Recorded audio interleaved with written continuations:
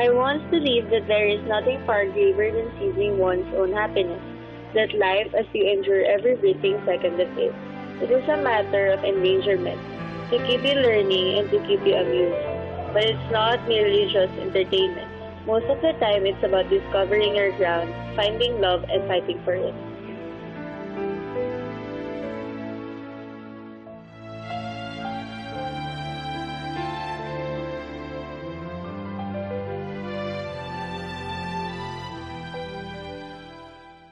Summer has been quite unprofitable in Hacienda Isabela. The growth of the beans, yams, and corn decelerated, cutting the number of production in half. The rice husking machine that my father installed years ago was the only source of revenue remaining. Our family became so desperate to revive what we have lost in the hacienda, and the only option left was if one of us married the town's mayor's son, Don Miguel Alfonso. Sol?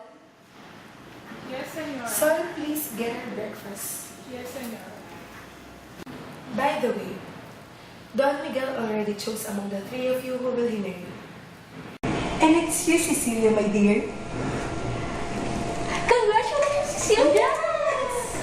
Honey, what can you say? Congrats, Cecilia. Never in my wildest dreams have I considered marrying in such a young age. Despite the fact that we are at odds with each other, my sisters and I shared one thing in common, our fondness for afternoon strolls. Maria, being the vain and the outspoken one, has never failed to beckon any young man whom she wishes to be under her spell. Lilia, our elder sister, has always taken every order our mother has drawn upon us. And I, well being the rebellious one, never followed any of what our mother has to say, except for one thing, and that is marrying Don Miguel. Ultimately, I felt this deep love for the hacienda as I grew up. This includes everyone living under its production. The farmers are very nice to our family, and indeed, through the years it has been a very harmonious affiliation. One reason why I consolidated my mind in following my mother's order to marry. But then again, something comes to your life which bounds to change everything.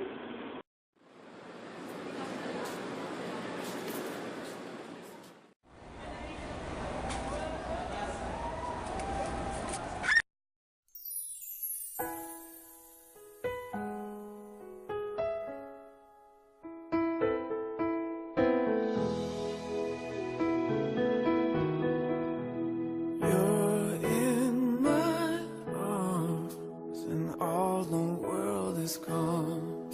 The music playing on for only two.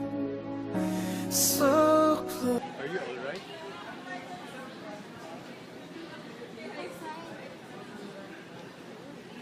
I can still remember the moment when I first caught a glimpse of his face. It's as if I had known him before, and his aching eyes challenging me to get closer. You will be the one to take care of our garden. Yes, sir. Cecilia, I want you to meet Inigo, our new gardener. So close to reaching that famous happy end.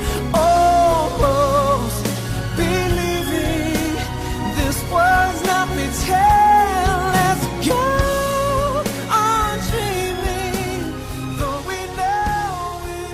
Perhaps I am only imagining. Senorita Cecilia, Don Miguel is a good man. You two are meant for each other. Hey, Sol. Can you come with me for a minute? Senorita Cecilia, can I go? Senorita, can I go? Kailan mo pa mapapansin ang aking lihim kahit This unfathomable feeling struck me, a mixture of desperate torment and a dreadful need. It was intolerable. I yearned for an escape. Cecilia, Cecilia! Don Miguel is here. Come here. You're so beautiful.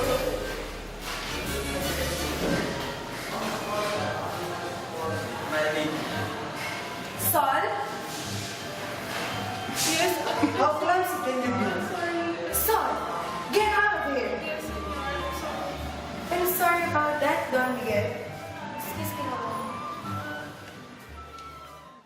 there is one thing I hate the most about my mother, it is how she poorly treats everyone serving our family. It is sad to realize how lowly the rich people see the poor, considering the incomparable effort that our workers have put in every single plow. They are not being compensated honorably or even treated well. And I always live with the idea that their misfortunes do not necessarily define who they are, especially what they are able to do, but rather it is an important element which defines their strength as they continue facing everyday mishaps. I'm sorry, Cecilia. I'm so clumsy. Don't worry, it's fine. I'm really sorry about my mom and Don Miguel. It won't happen again. It's okay. I've always admired them for that. The first time I met Miguel, I knew already that he only wanted to marry me for some reasons he had concerning his father. He was a philanderer, and I can never seem to trust the way he looked into my eyes. His face was deceitful, appearing to wear a mask just so he won't scare away his prey.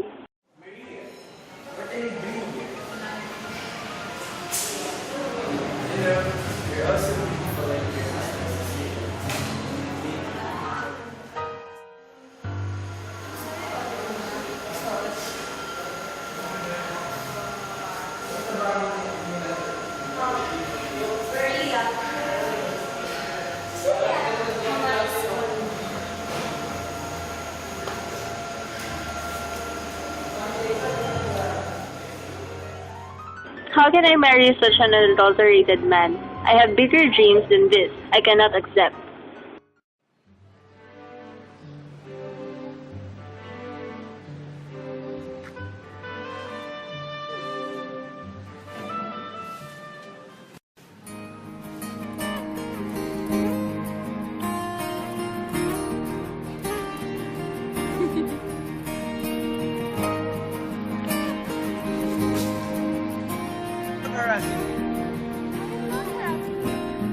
Look over there.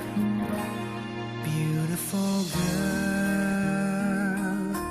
wherever you are, I knew and The most astonishing things happen when you feel your heart opening to things you do not realize that even exist. As the days I spent with Inigo come to pass, I felt something within me so extraordinary, as if it was there all along, waiting for one significant element to flourish it and make it blossom. Sissy, I heard you're spending a lot of time with her.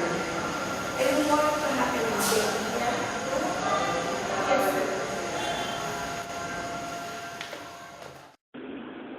After the encounter I had with my mother, Inigo had avoided me for reasons I do not understand.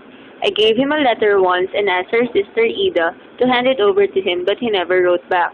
The days I have not seen him was the most painful days of my existence. I wanted to be with him every second of every day, but perhaps the feeling was never, from the start, mutual. And now I am left with no other choice but to finally set him free. Yes, Senorita Cecilia. Please, Yes, Senorita.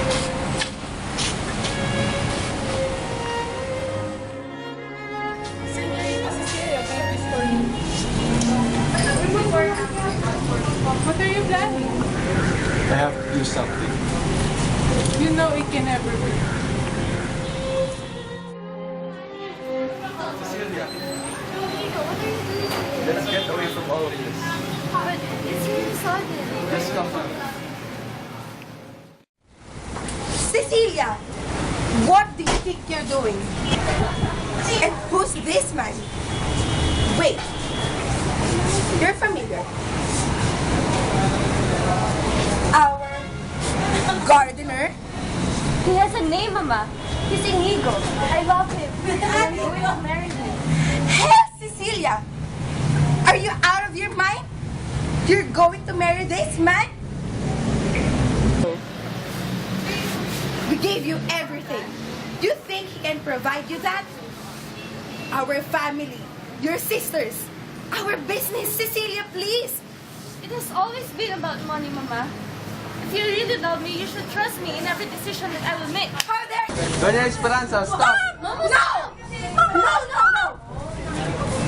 You stay away from this. No!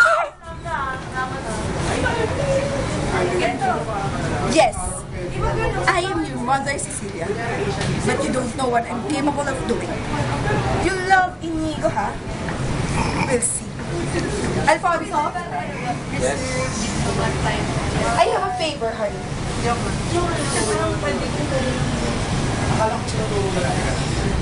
Okay. Emmanuel, come here. Tie him up. No! Stop! Lilia, Maria, look after your sister.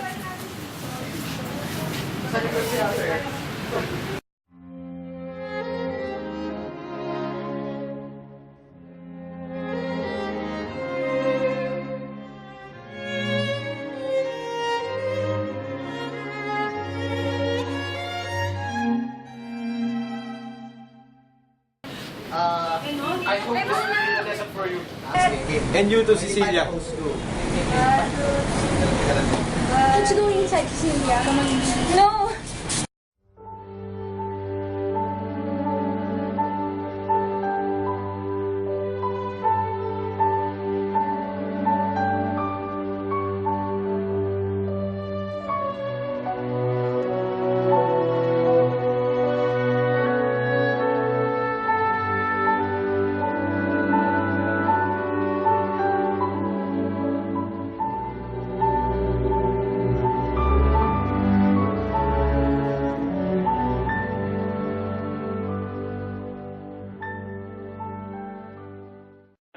I agreed to my mother's wishes of marrying Miguel for the assurance of Inigo's safety. They say when you love someone, you ought to decide what is best for them. You don't mull over your own happiness, even if it means sacrificing your own self. Cecilia, my daughter, it's the right thing to do, so just smile. Don Miguel is worth it than Inigo, okay?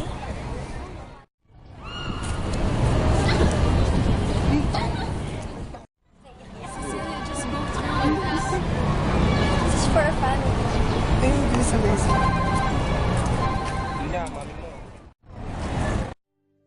Alam kong hindi mo pansin. Inigo, please take care of my daughter. Naghihintay na mahalin. Umasa ka I love you too, Inigo. Cecilia!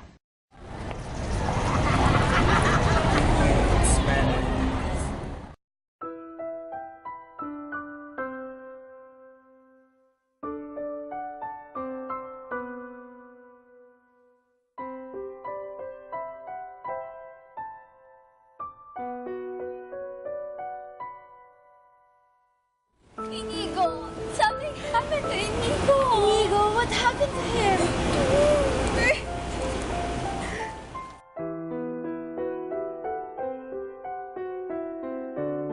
Cecilia, I know now that the love I have for you will never be enough to cross the mountain between us. I hear you calling for me, yet it only pains me to know that the chains that bind us will forever incapacitate me, barred from forever answering your call. You're a flower, Cecilia, ever beautiful and alive, and I'm a mere garden insect needing you to stay alive. And still you love me. For that, I'll forever be blessed. But now you shall be with someone as worthy as you, and I shall forever awake into the agony of a life without you there. So now, I shall go to a place where titles can never define us, to a haven where I can really love you.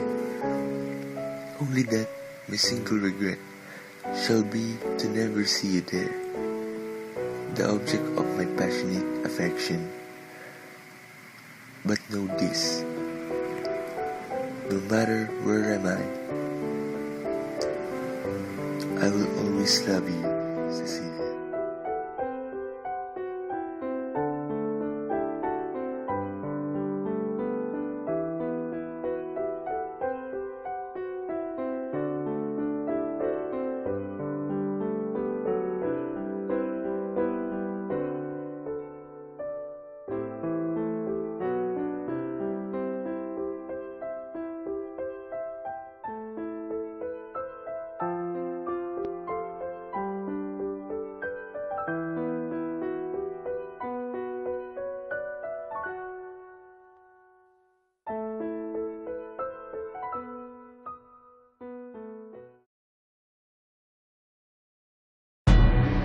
We'll be together, Inigo.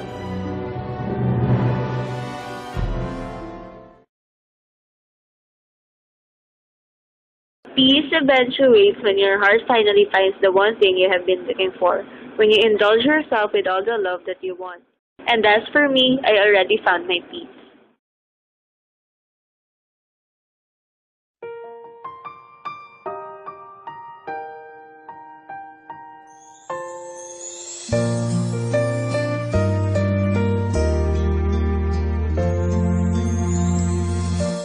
Ang pangarap ko'y nagmula sa'yo.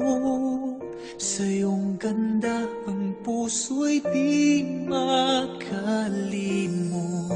Tuwing kapiling ka, tanging nadarama ang pagsilip ng bituin sa iyong mga mata.